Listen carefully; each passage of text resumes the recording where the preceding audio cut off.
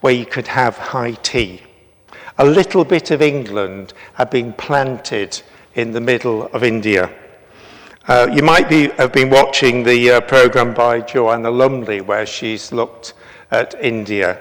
And she went to a place of birth, Srinagar in Kashmir.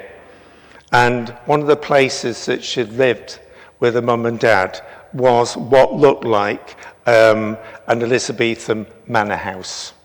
Another bit of England planted. Now, when Paul wrote to the Christians in Philippi, that was a Roman colony. It had been founded about 100 years previously by retired soldiers. Now, Roman soldiers weren't necessarily from Rome. They were recruited on the way. So when the Romans captured somewhere, and the people were reasonably happy about that, then they recruit soldiers. So you can imagine there was an awful lot of Roman soldiers around. And if they then started to retire, what do you do with them all? You can't put them all back in Rome because there's not enough room. So what you do is you have a colony.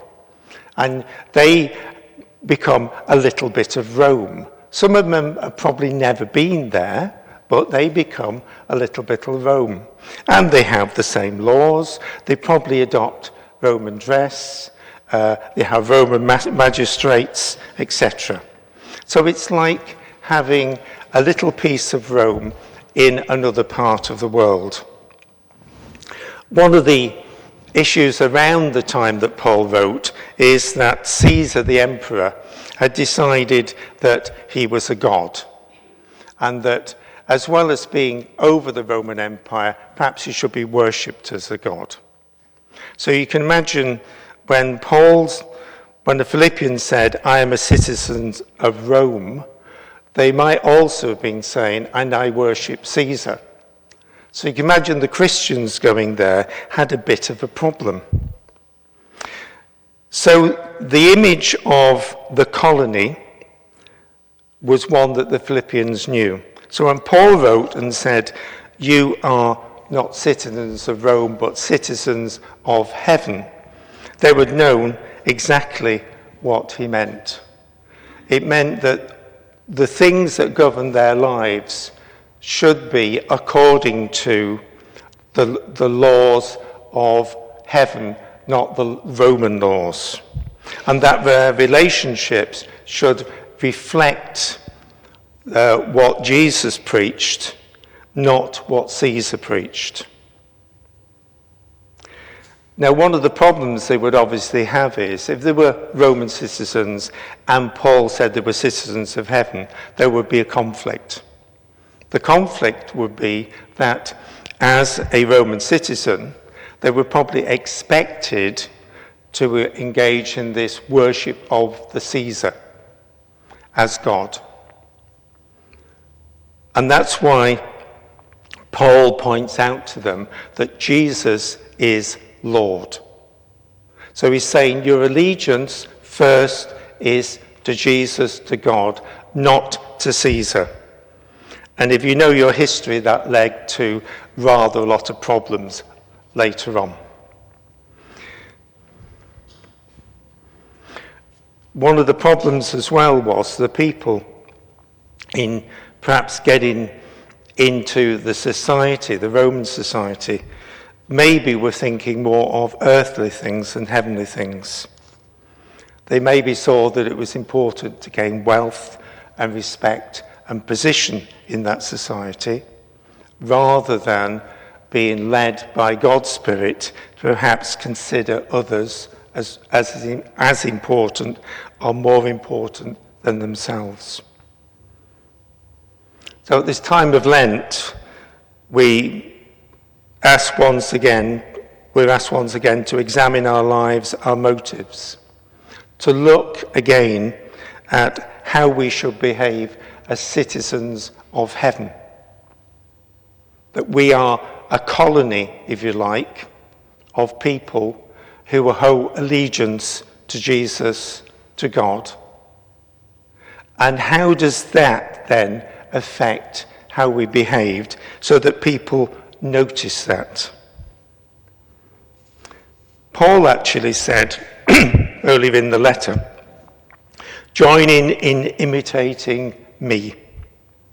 In other words, live as I live, and you will be following Christ.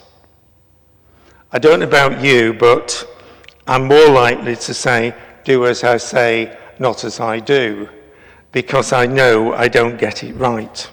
And that's quite a challenge. How do we live in such a way that we show Christ to the world? Myself, I feel I'm rather a long way off that, but I keep on trying. Paul, in that same passage, goes on to talk about the bodies of our humiliation. He's not saying our bodies have no value, but that they're subject to change and decay, illness and ultimate death. I've noticed as I get older, I have far less energy and it takes longer to recover. We had quite a time in the garden yesterday, and waking up this morning, I realised I'd had quite a time in the garden. A number of you will note. It takes its toll, doesn't it? But Paul says, the day will come when we lay aside this mortal body, as Jesus did, and be resurrected with him. It doesn't mean that our bodies will be made perfect.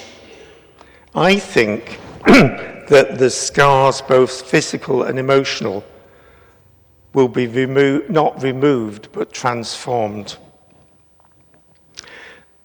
A program that probably many of you watch is the Repair Shop. And people bring in objects to be made useful again, shall we say. So they might bring grandfather's bag that's got all the stitching on. And they want them to restore it so it's useful.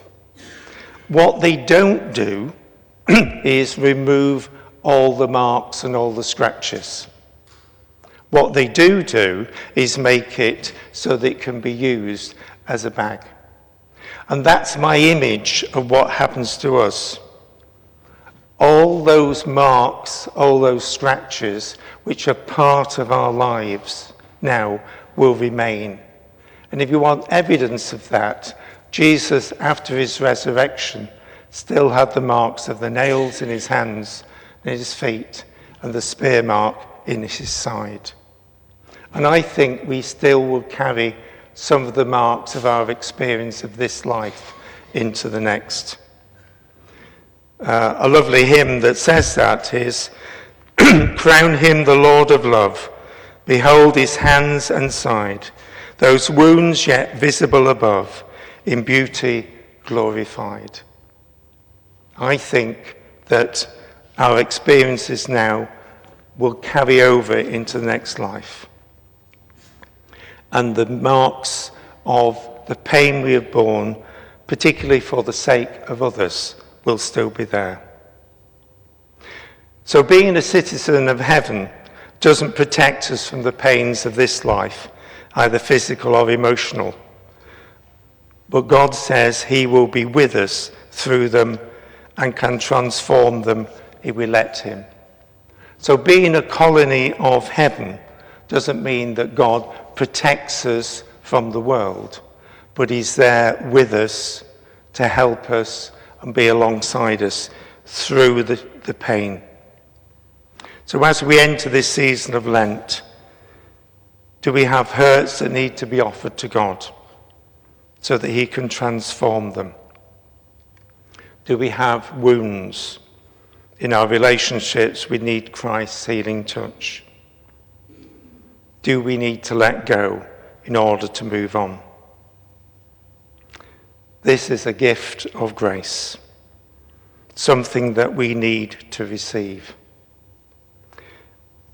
During Lent, I've been reading some books by Sharon Brown, and in her last one, An Extra Mile, she writes this: we are invited to let go with open hands, to receive with open hands. Easter is a season, not merely a day. We share in his resurrection, even while we share in fellowship of his suffering. Dying and rising, day after day after day.